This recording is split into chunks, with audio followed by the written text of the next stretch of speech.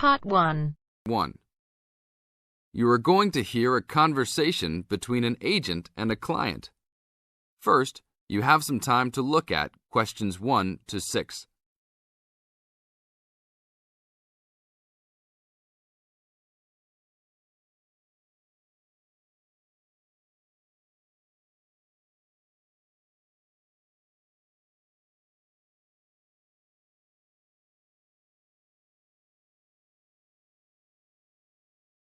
Now listen to the tape and answer the questions.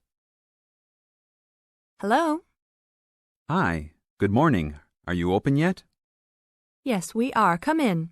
Would you like to rent an apartment in the city? Well, kind of. I'd rather rent one near the harbor if possible. Oh, okay. Do you like the water? Yes, I do, but I actually repair sailboats for a living, so I'd like to be close to work. That's understandable. We all want to live close to work. Well, I think I have something near there. How many rooms would you like? Just one. I'm alone. But I would like to have an extra room for my dog. So you'd like 2 rooms and an apartment that accepts animals. Here's one. It's 1 block up from the harbor and renting for $445. How's that? That's perfect. Just what I was hoping to pay. What floor is it on? Floor? Oh, it's on the 12th floor. That's too high. I'd like to be on the 1st or 2nd floor so that I don't have to use the elevator. My dog, he's scared of them. Oh, well then, that's a little more complicated. Let me make a few calls. Okay, I think I found a couple more for you. Here's one that might suit your needs. How much? $395 a month. That's cheap. But it's only a 1-bedroom, a large one, but it's still just 1 room. Oh, well, regardless of whether the room is small, I still need a separate room for my dog. What else do you have? Then I have a 2-bedroom for $565 on the 2nd floor that is a little further away from the harbor. How far? About a half mile, and they accept pets. That's a little more than I had planned on paying, but I guess I could look at it. What's the address? 224 Williams Avenue, Harbor Square. 224 Williams Avenue. Got it.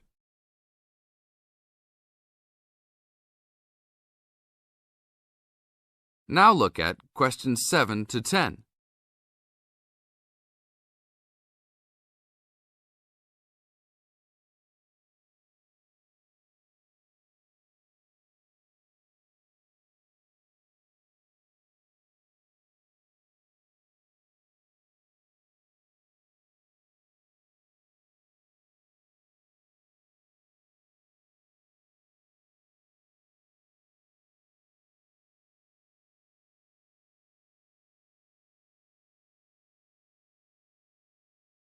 As the talk continues, answer questions 7 to 10. What else is included? Let's see, it has a washer and dryer, refrigerator and stove, a bed, dressers and shelves, and access to a swimming pool, game room, and gym. Ooh, I'll definitely take a look. Hi, how did you like it? It's great. I love the amenities, but the bed and furniture are awfully dirty. Can they replace those before I move in? Sure, that shouldn't be a problem. Anything else? Yeah, I didn't see anywhere to park my car. Is there a parking lot in the basement? Yes, there is. Would you like to rent a space?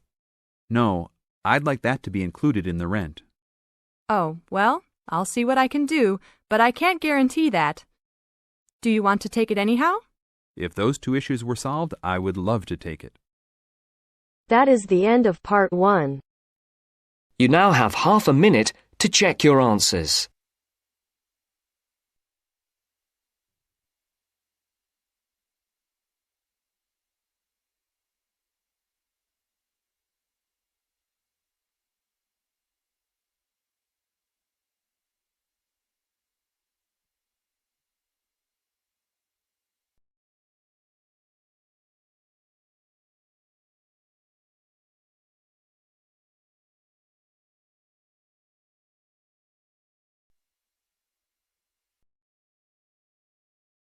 Now turns to Part 2.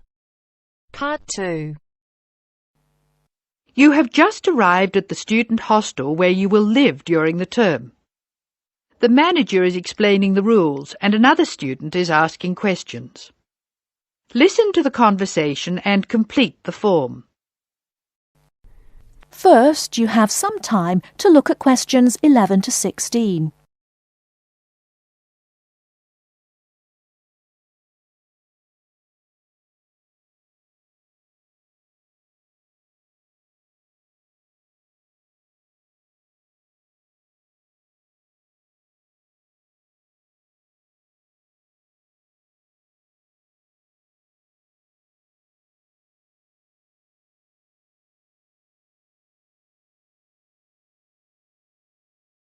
Now, listen carefully and answer questions 11 to 16.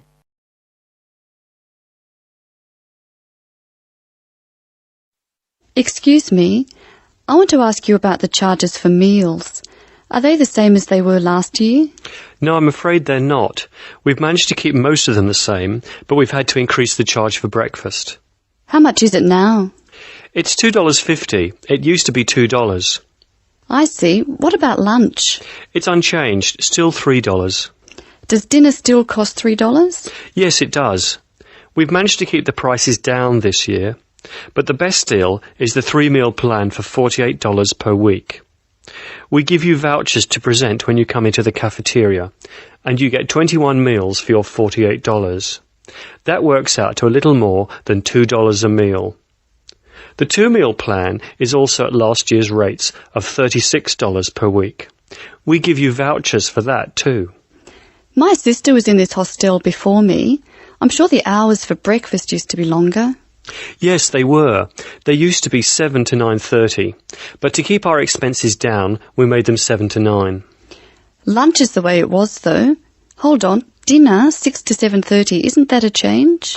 Yes, it is, and in fact the form is wrong. It used to be 5:30 to 7:30, but now it's 6 to 8 p.m. 6 to 8 p.m. That's good. So, which plan would you like? I'd like to think about it, please. I need to check my lecture schedule.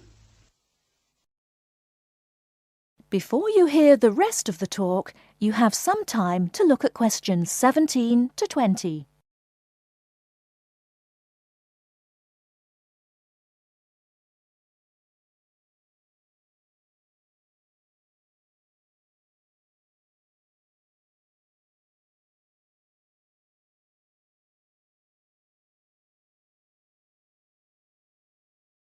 Now listen and answer questions 17 to 20.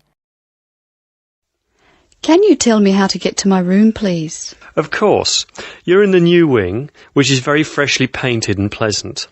But I'm afraid you're going to have to go to a couple of other offices before you can have the key. You're in the admissions office now. Leave this office and turn right and go to the end of the hall. The last office is the fees office, where you can pay the balance of your room deposit.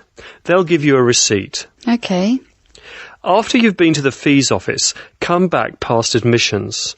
You'll see a very large room at the northwestern corner of the building. You can't miss it. That's the student lounge, and if you go in there, you can meet some of the other students and see who'll have a room near you. That's good. Can I get a cup of coffee there? Yes, there's a vending machine in the corner. Then go to the key room, which is opposite the lift and next to the library. Show them your receipt, and you can pick up your key there. My luggage was sent on ahead. Do you know where I should collect it? The box room is next to the women's toilet. You'll have to get the key from the key room. Thank you. That is the end of Part 2. You now have half a minute to check your answers.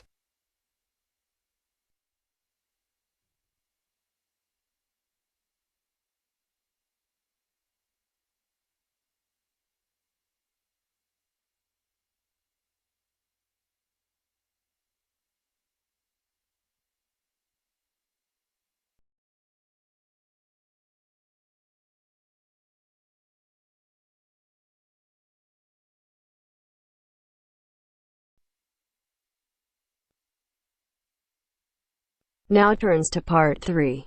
Part 3.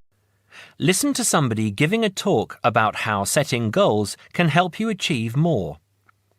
First, you have some time to look at questions 21 to 24.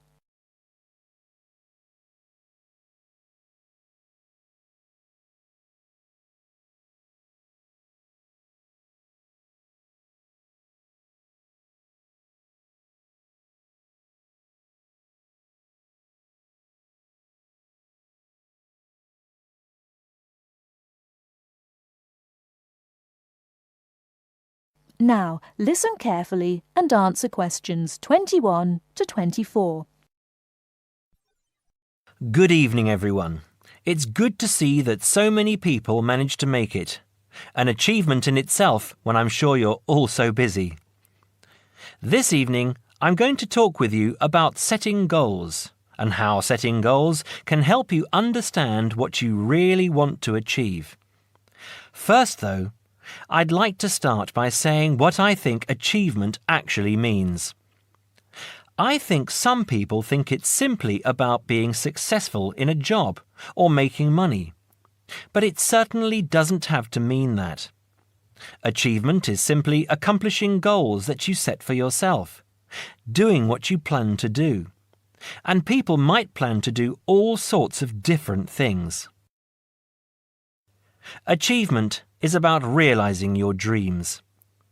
I would also like to say that to achieve, you must have belief. Belief that you can do whatever it is you want to do. There is more to achievement than simply wanting to do something. Anyone can say that they want something, but actually getting it is not so easy. To get it, you must believe that it is yours. Not having belief is the main reason that so many people do not achieve. If you really want something, you must talk and act like you already have it. Then you have belief, and then you will achieve. So, goal setting.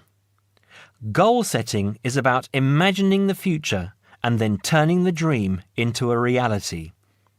Setting goals helps you to be clear about what you really want and helps you concentrate on getting what you want. Setting goals will help you see what is stopping you from knowing what's important. And because achieving goals makes you feel good, you will be more confident and succeed more easily. Goal setting is something that all achievers do, whether they are high flyers in business or successful athletes.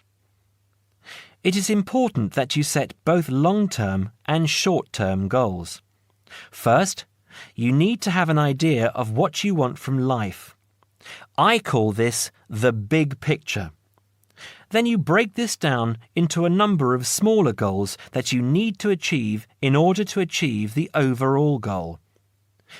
As I say, the first step is to see the big picture. Think about what you want in the next 15 or 20 years. Doing this will influence all the smaller goals that you set yourself. Before you hear the rest of the talk, you have some time to look at questions 25 to 30.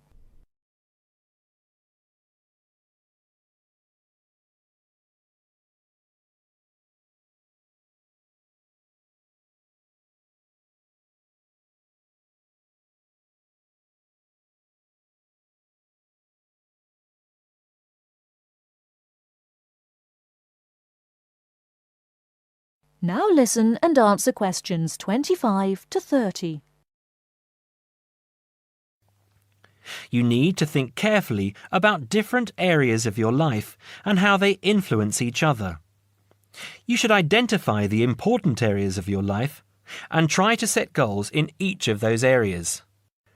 Here are the areas that most people want to focus on, but remember that everyone is different.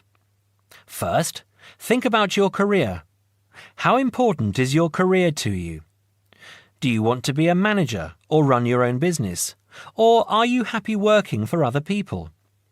Connected to this is the financial side of your life. What sort of income do you want to have? Is wealth important to you? You need to think about long-term relationships. At what age do you hope to be married? Do you want to have children? How much time do you want to spend with the people you love? You need to think about your health and how that could change what you can achieve. How will you stay healthy as you get older? Do you do anything that is not good for your health? And how will you try to do those things less or stop doing them completely? Finally, you need to think about your free time, your hobbies and interests. How much time do you want to have to do what you really enjoy? It is difficult to achieve goals in one area if you feel that you don't have the time to do the things that really make you happy. Now, when you have this overall picture, try to set yourself one goal for each area. Make sure the goals are what you really want and not what you think other people want from you. Of course, in life, it is important to make the people around you happy, but you must focus on what you want. Now, I will go on to talk about how to break your lifetime plan down into short-term goals. But first, does anyone have any questions about what I've said so far? That is the end of part 3. You now have half a minute to check your answers.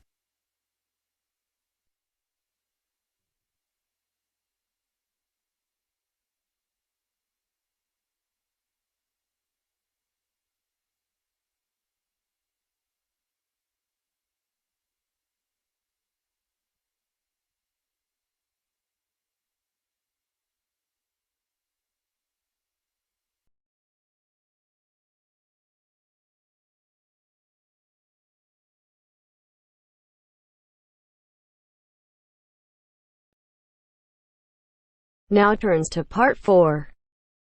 Part 4.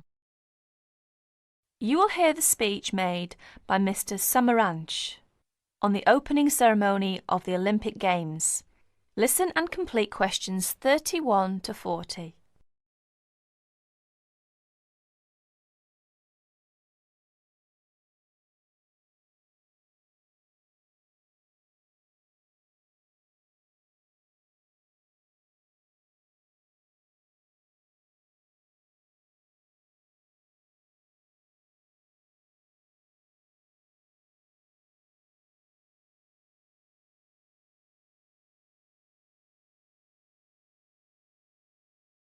Here is the President of the International Committee, Mr. Samaranch's speech at the opening ceremony of the 26th Olympic Games. I'll read it for you.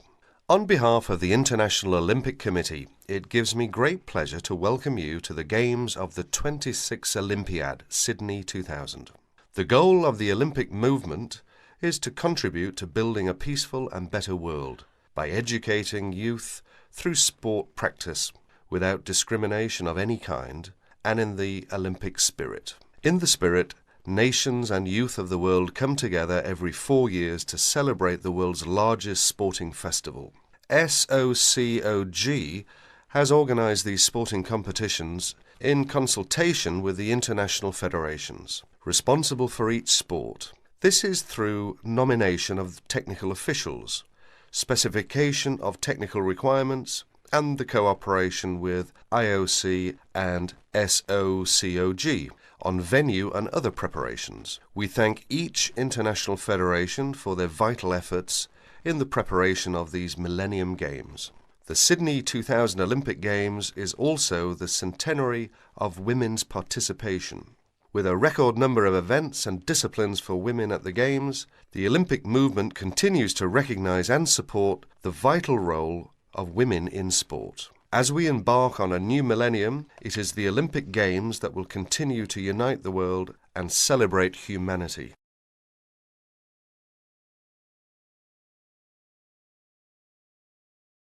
That is the end of part 4. You now have half a minute to check